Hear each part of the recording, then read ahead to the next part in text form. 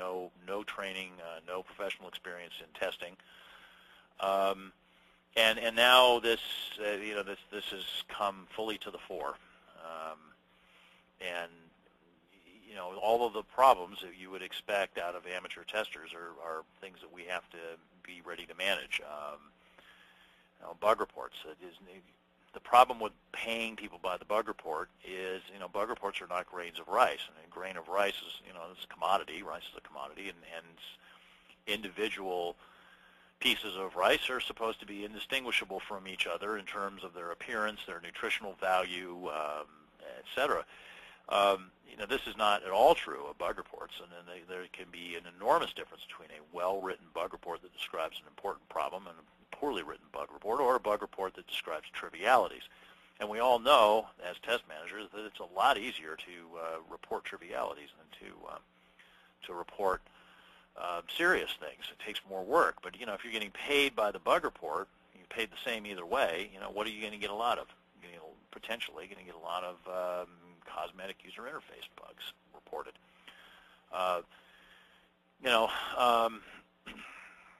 What is the skill level required to really be a professional tester? And there's a sort of somewhat humorous song from the 70s, and Working at the Car Wash Blues by a guy named Jim Croce, who I believe this is the story when he basically had gotten out of jail or something like that, and had originally hoped to be finding a lot of kind of a high-end job, but the only thing that he could ultimately get, because he had no skills, was a job at the car wash. Is this what we want?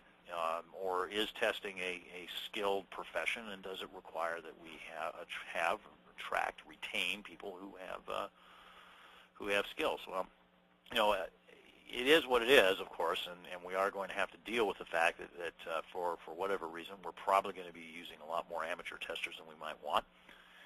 And this means that we need more process, more structure, et cetera, to utilize these people in a way that works. And we also have to be careful with motivations and how people get paid. Okay. So, skill shortages.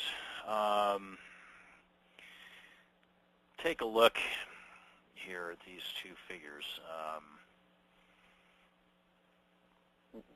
If you look at a well-established, developed economy, where tech has been something that people have been working in for a long time, high tech, IT, software development, you've got a skills pyramid here where you've actually got people up at this level, up here in the apex of this, who might very well have 40 years of experience in the field or more. Really, really seasoned people who've been doing this a long time, and they are and those people who have been doing testing for that number of years. I mean, these people are very rare and precious commodities. This is a true test professional, right? Now, if we look at a developing region, how many people can have 40 years experience? I don't want to pick on any particular country here, but I think if you look at some of the entry countries and then the outsourcing trends lately, Vietnam, the Philippines come to mind. And again, not to pick on them for the capability of the people, but just how hard is it going to be to find somebody who's got 40 years of technology experience there? I mean, it would have to be somebody who had lived and worked in Europe or the North America or Australasia as an expatriate from that country for some period of time and then return back. And now that certainly happens, right? And if you look at some of these companies that are doing outsourcing in these developing regions, there are a handful of people involved in those companies who are exactly that. They are expatriates who have lived outside of the country in question and have gone back and established these businesses. But one or two people does not a mature skills pyramid make, right? And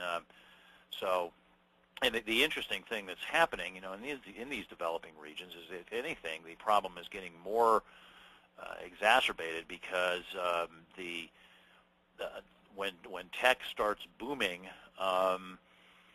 a lot of people want to enter that field, and you get a big influx of people. So the number of people down here at the entry level becomes very large. Then you get this expanding base, but how many people remain in the field and so forth. The triangle kind of develops rather slowly.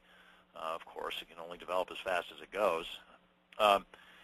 Now, in some of the developed regions, we actually might go from having a skills triangle to having a skills diamond, where something like this starts to occur because people aren't entering the field. Computer science enrollment, for example, in North America remains, I think it's like 50% or less of what it was in the late 90s, because of outsourcing, and people see that and go, well, I don't know that I can actually make a living at this.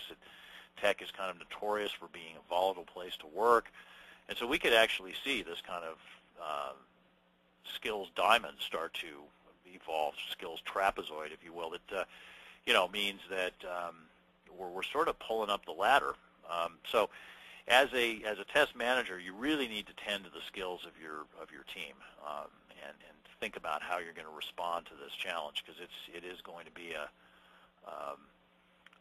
real challenge to us. And of course, as a tester, you want to avoid being commoditized. You want to avoid having skills like anybody else anywhere around the world, because what is going to enable a successful career is differentiation from your peers. So you need to develop yourself, and if you're managing a team, you need to develop that team, and particularly if you're doing automation. Malcolm Gladwell has an interesting book, Outliers, where he gave this 10,000 hour rule, that in order to get to become an expert at something that's really challenging, you need to spend 10,000 hours working at it, and that translates to about 5 years of full-time experience. So, to me, to be an test automation is a very complicated thing, and if you want to have someone on your team who's a true test automation expert, this is comparable to being a master painter, really, in any sort of extremely difficult thing. And so you need people with 5 years of experience.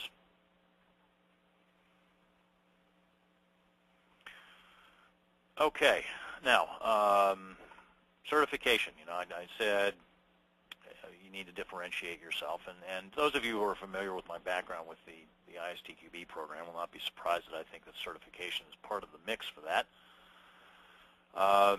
Now, I'm not saying that that's the only thing that a tester would need. I mean, certainly certification in security, like the Security Plus, CISSP,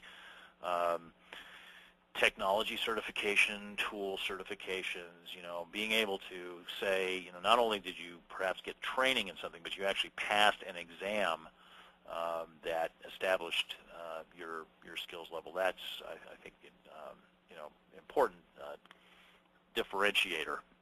You demonstrated the knowledge. Now, that said, as a test manager, you're looking to hire people. You need to take these certifications, and that includes the ISTQB certification, with a grain of salt. Certification shows that somebody can pass an exam. The exam, in some cases, will have a practical element to it, in the sense of demonstrating doing something. In other cases, it's done through multiple choice questions or something. Regardless of how the knowledge is demonstrated, the ability to apply a skill in a particular setting, and to have the experience to know